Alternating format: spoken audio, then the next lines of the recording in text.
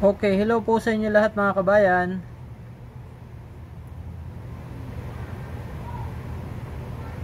So may ipakikita po ako sa inyong commemorative coins. Ito po yung dalawang klase.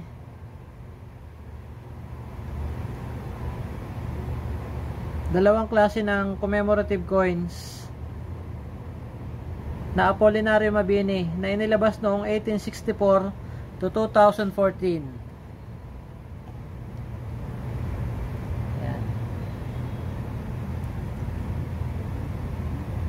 Yan po yung dalawang piraso na maayos ang pagkakagawa.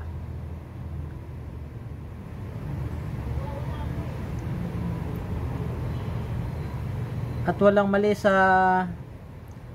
mga disenyo.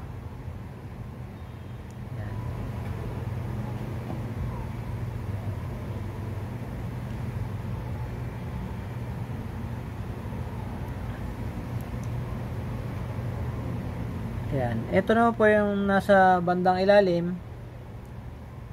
Ito naman po yung medyo kakaiba ang pagkakagawa nito. Ayan.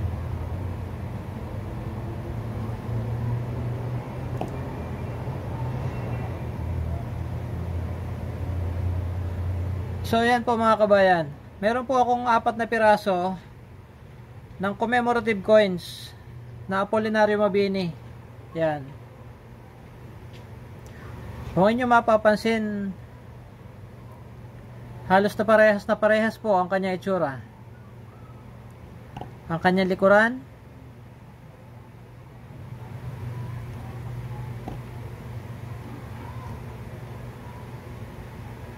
Ayan.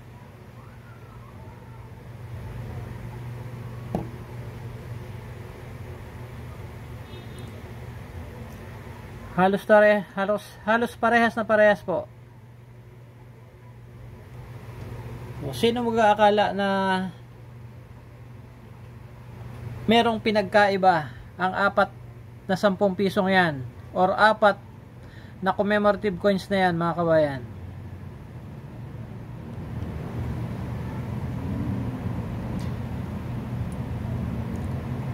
Ganito po ang itsura niya sa malapitan.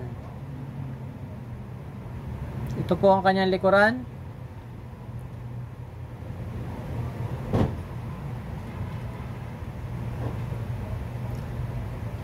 At ito naman ang kanyang harapan.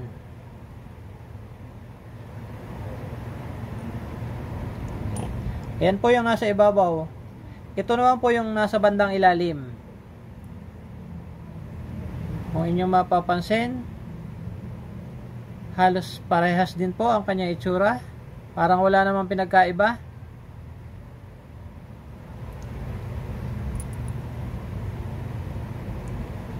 Yan. Ito naman po yung kanyang harapan.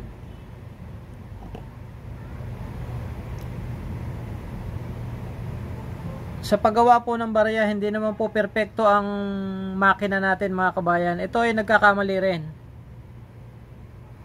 Sabi nga nila, wala namang perpektong tao. Kaya madalas nilang sabihin na ang perfecto lang daw ay pangalan ng tao. So ganun din po sa makina. Ang makina ay wala din pong perfectong paggawa yan. Yan po ay nagkakamali din.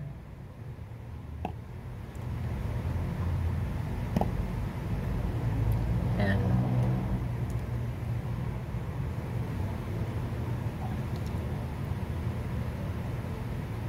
Pagmasdan nyo po ang 10 pisong ito. Pagmasdan nyo po ang hugis ng kanyang ulo. Ang ulo ni Apolinario Mabini. Tutok po natin ng konti. Para po mas makita natin ang malapitan. Ayan.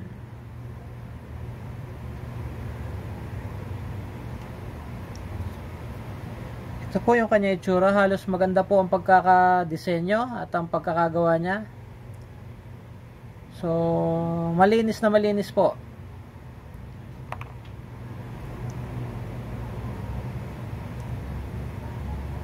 Pagmasdan nyo po yung kanyang ulo mga kabayan ha. Especially yung bandang likuran. So maayos naman po ang pagkakagawa nitong isa. Yan. At ang kanyang pangalan sa tagiliran ay talino at paninindigan. Yan. So malinaw naman po natin nakikita. Even ang logo ng Bangko Sentral ng Pilipinas ay malinaw din po.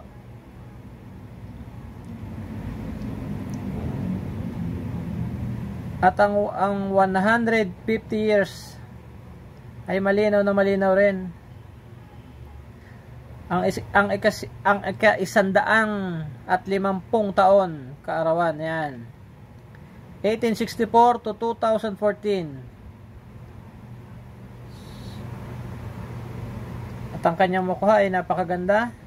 Maganda ang disenyo. Republika ng Pilipinas. Kitang-kita din po ang kanyang mga letra at ang kanyang pagkakaukit ay malinaw na malinaw. At even ang kanyang 10 piso ay kitang-kita natin. At ang pangalan ni Apolinario Mabini ay kitang-kita. Yan, ito po yung nasa bandang itaas. Dalawa po yan.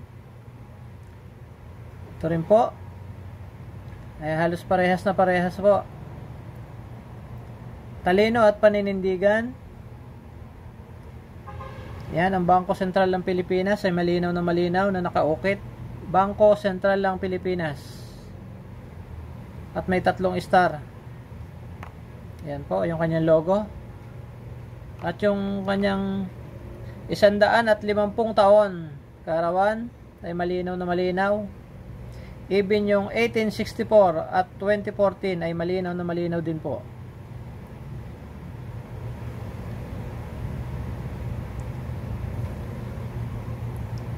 Ang kanyang harapan ay makintab rin. At halos detalyado ang pagkakagawa. Republika ng Pilipinas ay kitang-kita. At ang tatak na 10 piso ay kitang-kita rin. Maging ang kanyang pangalan na Apolinario Mabini ay malinaw na malinaw. Ayan.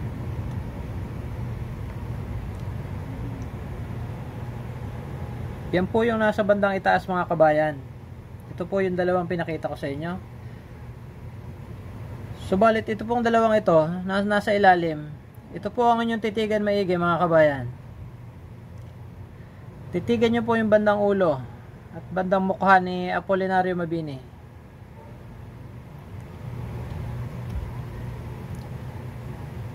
Kung inyong mapapansin yung bandang ulo niya ay parang may sumobrang metal. At even yung harapan niya sa may bandang noo. Bandang kanan po yan mga kabayan. Ay halos may lumitaw na metal. Kumbaga ito yung may mga sobra sa paggawa. Kumpara po natin yung isa na pinakita ko sa inyo. Ayan po.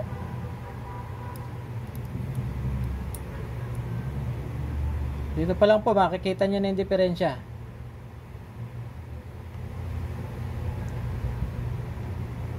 Pagmasdan maigi, yung nasa bandang ilalim, dito naman ay halos wala naman siya.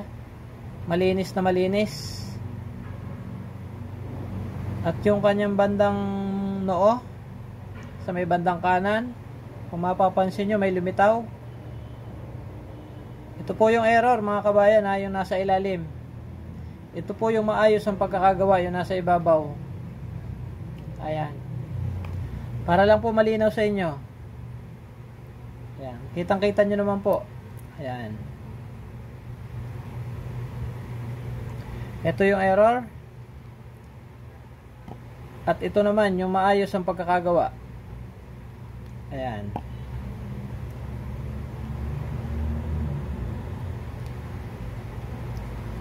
So dalawa po yan mga kabayan. Ito pa po yung isa.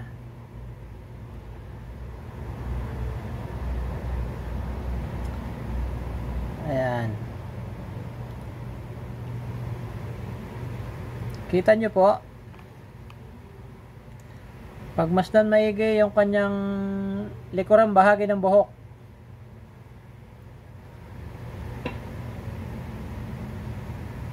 Parang may umusling metal simula dito hanggang dito. Yan, kitang kita po yan mga kabayan. Yan.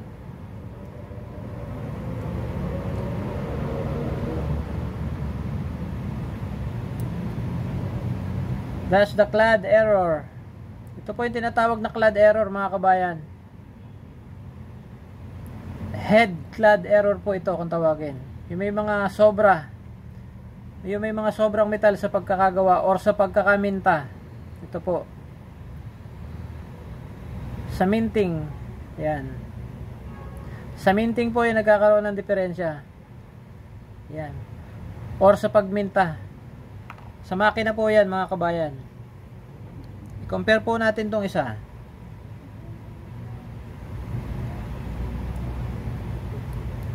Ayan po.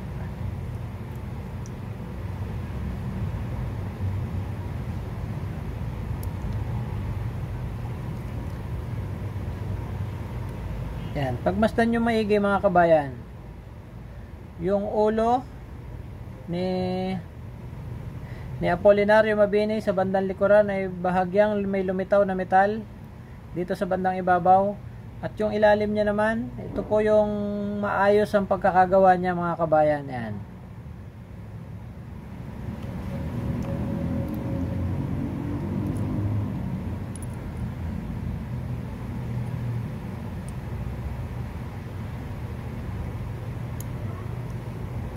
Yan po, para mas makita nyo maigi.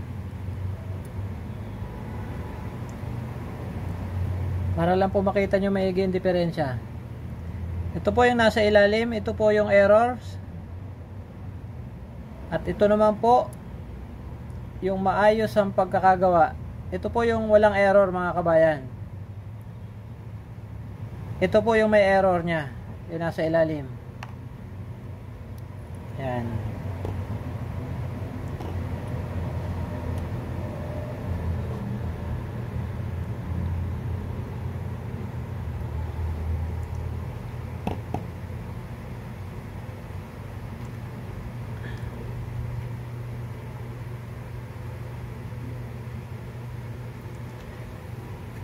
So yan po ang istorya ng 4 na 10 pisong ito.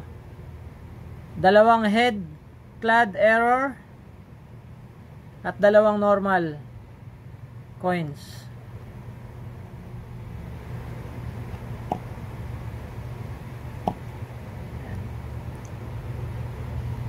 Pakita ko ulit sa inyo mga kabayan, iangat natin yung 4 para mas makita nyo.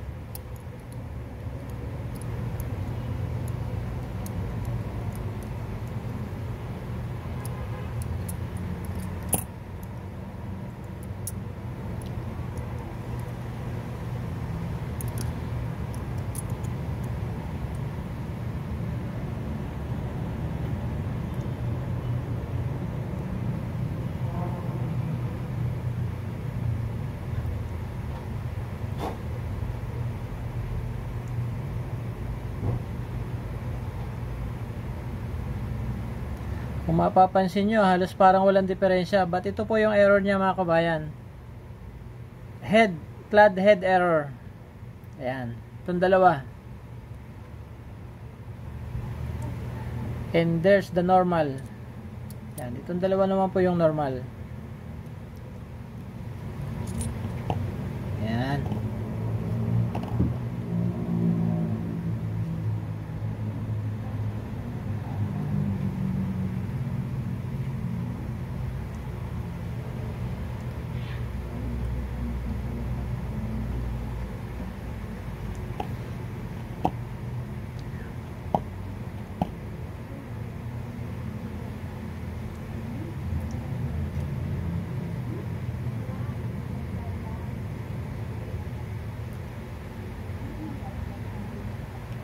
Yan. So yun po mga kabayan, at naway nakapagbigay na naman po ako sa inyo ng bagong idea at bagong kaalaman tungkol sa larangan ng ating mga barya. Doon po sa mga OFW natin na kababayan sa ibang bansa, saan man panig ng mundo, basta may Pilipino po. Mabuhay po kayong lahat at patuloy po tayo mag-ingat. So muli po, ito po ang Kabayan Pilipino at mabuhay po kayong lahat. Salamat po.